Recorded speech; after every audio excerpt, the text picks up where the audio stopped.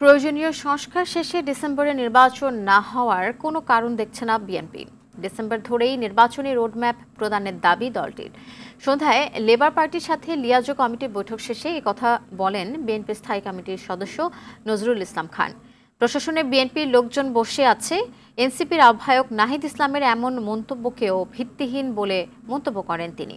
এ সময় বাংলাদেশ লেবার পার্টির chairman Mustafizur Rahman Iran আশা করেন অন্তর্বর্তী সরকার ডিসেম্বরের মধ্যেই একটি সুন্দর ও গ্রহণযোগ্য নির্বাচন উপহার দেবেন।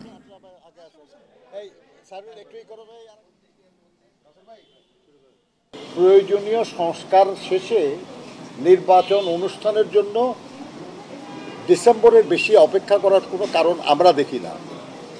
কাজেই এই ব্যাপারে যদি কেউ অন্য মত পোষণ করে তাহলে তাদেরকে যুক্তি দিয়ে বলতে হবে যে কেন এর চেয়ে বেশি সময় দরকার। নতুন যাদেরকে ভোটাপেক্ষা পদোন্নতি দেওয়া হয়েছে যদি বলেন, যাদেরকে বঞ্চিত করা হয়েছে, যাদেরকে চাকরিচ্যুত করা হয়েছে, তাদের একজনকেও যদি পদায়ন করা হতো কোনো অফিসে, তাহলে না বলতে পারতেন যে বিএনপির লোককে বসানো হয়েছে।